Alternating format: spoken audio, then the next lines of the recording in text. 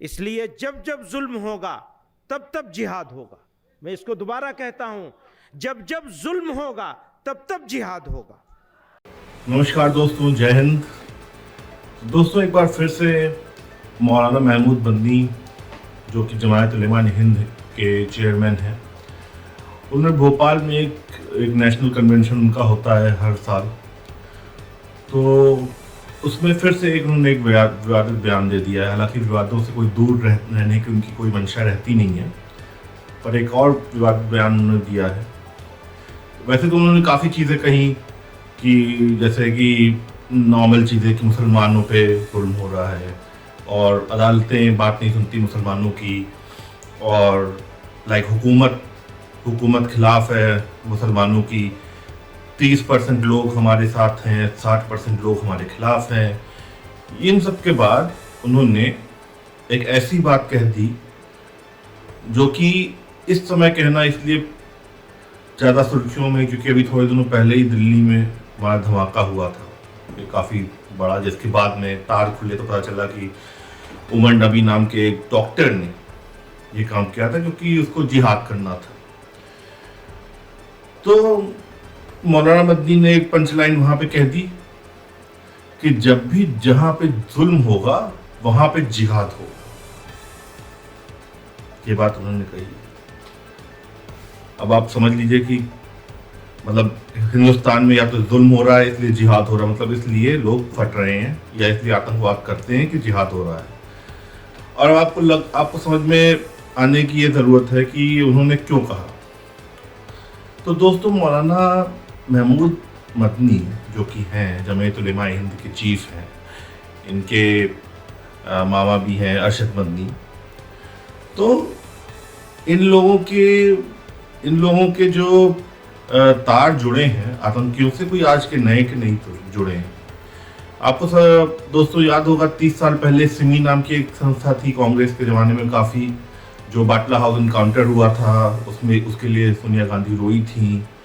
तो सिमी के भी जितने भी लोग पकड़े जाते थे तो उनको जो कि लीगल हेल्प होती है कोर्ट्स में, या जो भी आर्थिक मदद उनको देनी या लीगल मदद देते हैं, उसके लिए जमायत उलेमा हिंद काफ़ी बढ़ चढ़ के सामने आता है।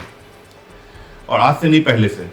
अभी थोड़े दिनों पहले पीएफआई हुआ था, पीएफआई में काफ़ी लोग पकड़े गए थे, तो इनको भी लीगल हेल्प किसने दी थी? इसी जमायत उलेमा हिंद नाम की संस्था ने दिया था। तो ये जितने भी आतंक में फंसे रहते हैं लोग, उनको ये कवर फायर, ऐसे तो कवर फायर देते हैं और ऐसे ओवर तरीके से लाइक लीगल हेल्प भी देते हैं, अदालतों में इनके लिए वकील भी खड़ा करते हैं और इनको आर्थिक मदद भी करते हैं। तो ये इनका काम पुराना रहा है। तो इसमें इन्होंने एक नई चीज़ जोड़ दी कि मतलब एक तरीके से जस्टिफाई कर रहे हैं कि जो दिल्ली में हुआ धमाके या जो भी जिहाद के लिए, क्योंकि अगर आपको दोस्तों याद होगा उमर नबी का वीडियो जो बाद में मिला पुलिस वालों को और उन्होंने जो सार्वजनिक किया, उसमें क्या कह रहा था उमर कि जिहाद होना चाहिए।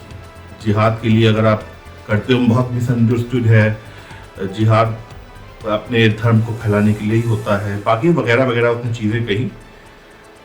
मतलब उसका लब्बो लबाब ये था कि जिहाद के लिए हम फटना भी एक तरीके से जायज़ है, कि हम फट भी जाएं या मर जाएं जिहाद करने के लिए, तो जायज़ है। और उसको ये इनडायरेक्टली जस्टिफाई कर रहे हैं कि नहीं, जिहाद तो बहुत ही पावन शब्द है और इसके लिए हम जहाँ पे भी जुल्म होगा वहाँ पे जिहाद होगा। और ये पहली, मतलब इनकी आप एक तरीके से मंशा देखिए तो हिंदुस्तान में ये क्या चाहते हैं।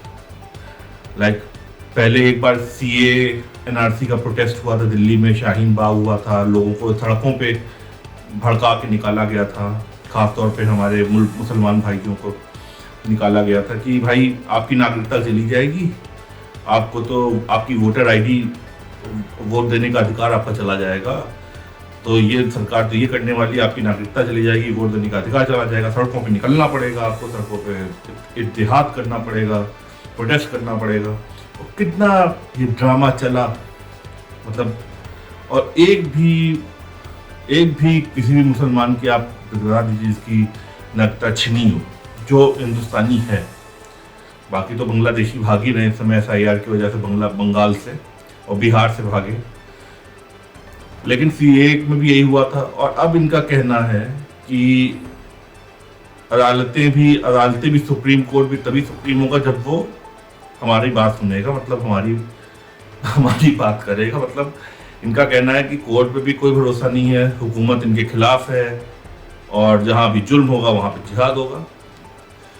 तो एक तरीके से इनके में और जिन्ना की जो थ्योरी थी कि डायरेक्ट एक्शन डे की, कि मतलब सड़कों पे आके ही आपको अपनी बात मनवानी है, तो इनका काम वही है।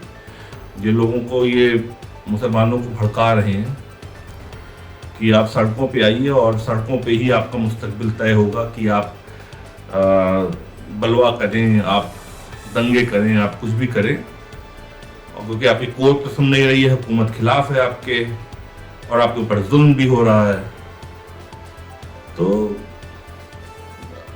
मतलब अब इसके आगे मैं क्या ही कहूँ, आप लोग एक बार इस पर थोड़ा सोचिए कि ऐसे लोग भी हमारे हिंदुस्तान में रह रहे हैं। कि अभी थोड़े दिन पहले दिल्ली में जो ब्लास्ट हुआ है, उसके बाद ये लोग ऐसी बात करते हैं कि जिहाद होना चाहिए हिंदुस्तान में।